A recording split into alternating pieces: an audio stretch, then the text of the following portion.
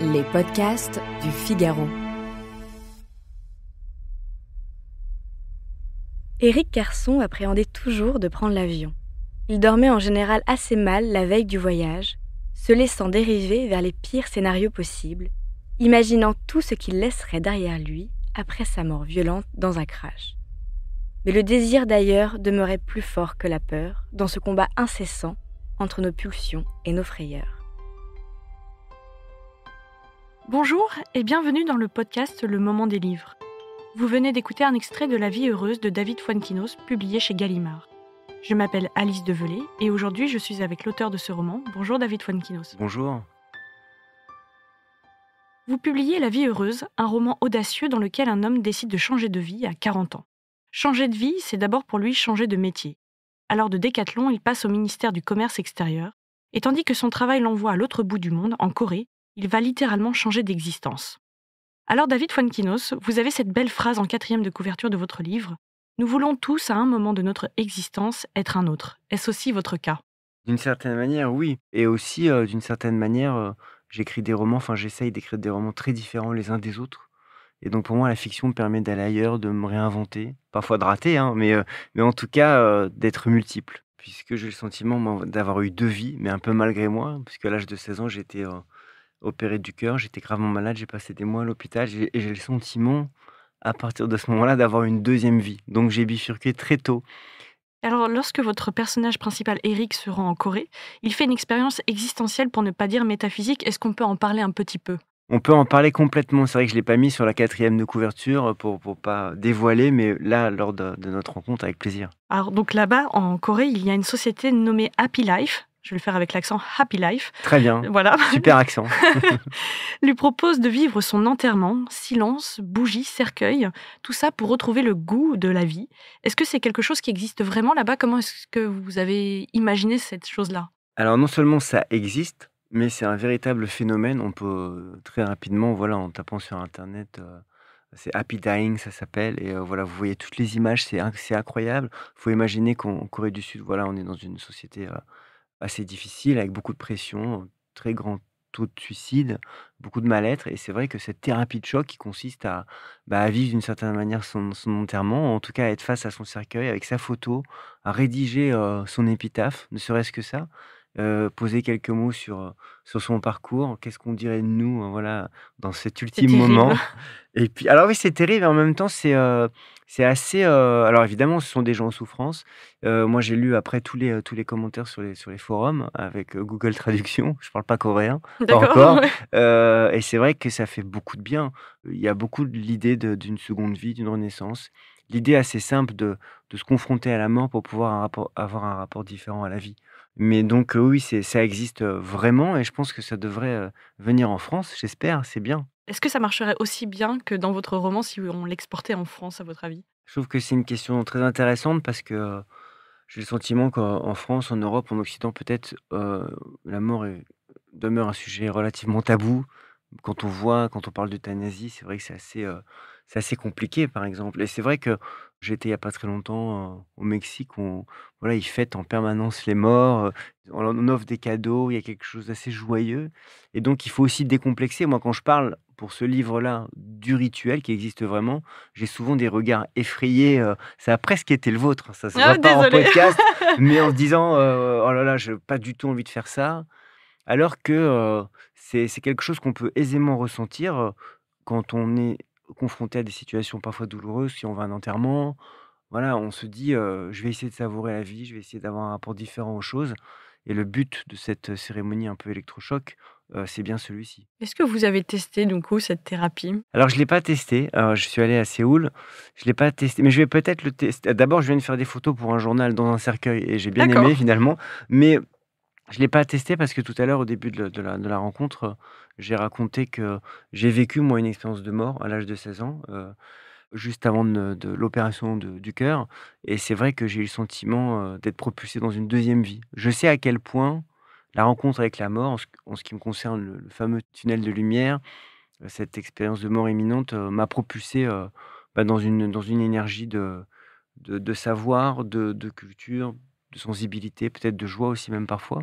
Je sais à quel point c'est bénéfique. Donc vous avez déjà eu votre renaissance. Exactement, j'ai eu mon petit rituel à moi et finalement, je dis souvent que c'est la meilleure chose, pu, m'arriver. C'est vrai que parfois, enfin voilà, les gens qui ont été gravement malades aussi connaissent ce rapport décuplé qu'on peut après avoir à la sensualité. Moi, je me suis mis après à lire d'une manière boulimique alors que j'étais pas du tout lecteur. Je détestais lire à l'école, j'étais pas du tout issu d'un milieu Ah oui? culturel. Non, donc je me suis mis à lire, à écrire, j'ai été en école de jazz, donc voilà, j'ai senti que quelque chose s'est totalement déverrouillé, au niveau de la sensibilité et un peu après de l'imagination. Et dans ce roman, vous écrivez: «Jamais aucune époque n'a autant été marquée par le désir de changer de vie». Comment est-ce que vous l'expliqueriez? Est-ce que c'est lié, au Covid, le fait qu'il y ait un rapport temps qui a changé ou est-ce que c'est plus vieux que ça peut-être? Alors, vous avez raison, le covid, ça a été quand même, notamment aux États-Unis, on parle de dizaines de millions de personnes qui ont changé de vie, de travail, le fameux hashtag Quit My Job et donc c'est vrai qu'il y a comme ça dans cette énergie contemporaine, l'envie de vivre plusieurs vies, mais même d'un point de vue, affectif, parfois on parle du polyamour. Il y a ce désir de multiplicité.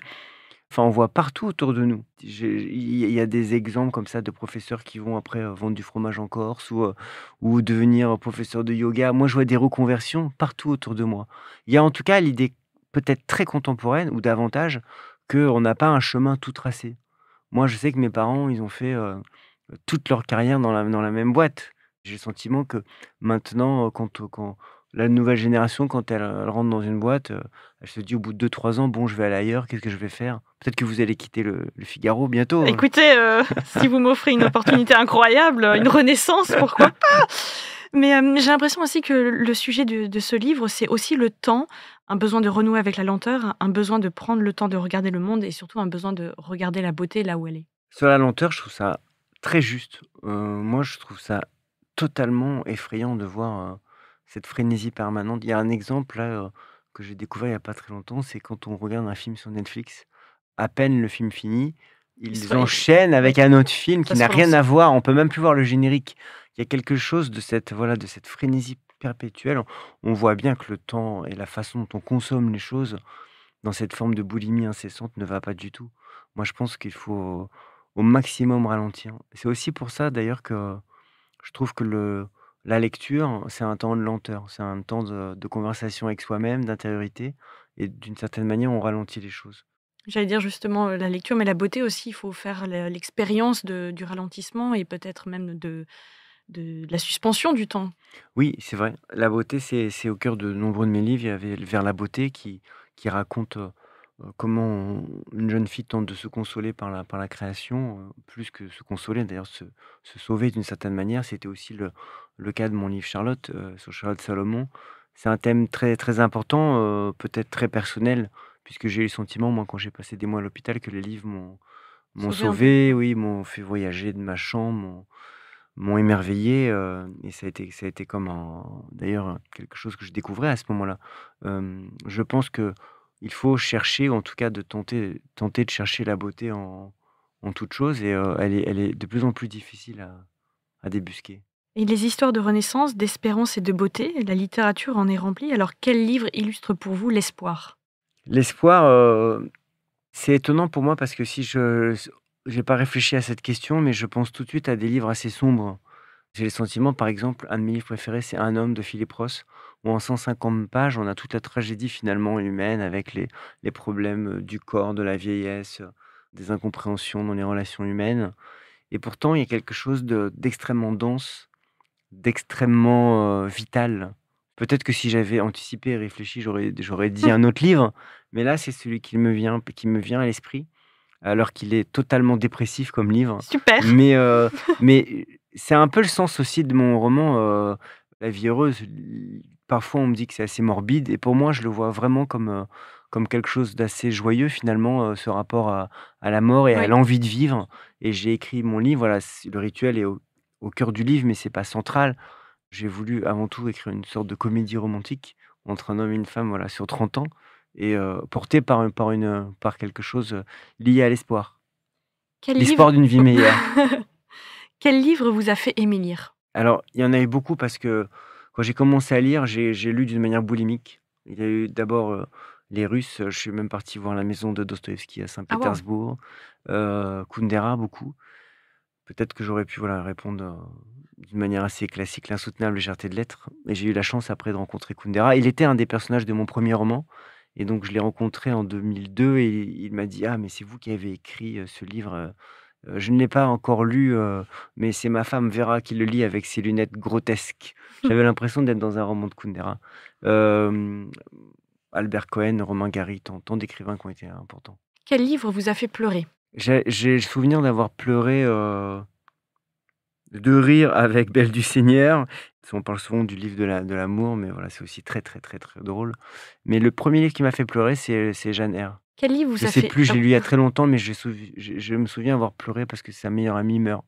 Mince, j'ai spoilé. Ah non, ne lisez, n'écoutez pas ce passage. Elle va très bien.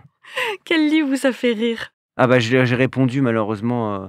Je pense que c'est Cohen, mais je pense que tous les grands écrivains ont beaucoup, beaucoup d'humour. Proust, c'est très drôle, Céline, ça peut l'être, Suran, évidemment. Moi, j'ai énormément d'admiration pour les gens qui me font rire. Peut-être que c'est l'admiration que je place au sommet de toute chose. Quel livre vous a mis en colère? En colère? Mmh, je suis rarement en colère en lisant un livre. Non, je peux être en colère contre moi-même de ne pas avoir écrit certains livres, à la Ah, limite. voilà. Donc c'est de la jalousie, pas de la jalousie, mais voilà, ça peut Et lesquels, par arriver. exemple? Bah, je trouve par exemple que Les Particules élémentaires, c'est un très grand livre, ou le premier livre de Houellebecq, ou Modiano, enfin des choses très différentes, voilà. Mais je peux être émerveillé. Je me retrouve à me dire: «Mais voilà, j'ai encore beaucoup de travail». Quel livre aimez-vous offrir? J'aime bien, peut-être offrir, je pourrais offrir, Capital de la De la douleur, douleur? ouais, de Paul Éluard, pour la beauté, voilà. Puis, c'est toujours, offrir un livre, voilà, ça donne une sorte d'obligation à la personne qui le reçoit de le C'est lire. vrai. Donc là, des poésies, ça se lit rapidement. Je Non, rappelle... j'offre l'intégrale de Proust. Oui, bah, sacré challenge. Je rappelle que vous êtes l'auteur de La vie heureuse, publié chez Gallimard. Merci David Fuenquinos. Merci à vous. Merci d'avoir écouté ce podcast. Je suis Alice Develay, journaliste au Figaro littéraire. Si vous avez aimé ce podcast, n'oubliez pas de vous abonner et de laisser votre avis. Vous pouvez retrouver le moment des livres sur Figaro Radio, le site du Figaro et toutes les plateformes d'écoute. À bientôt!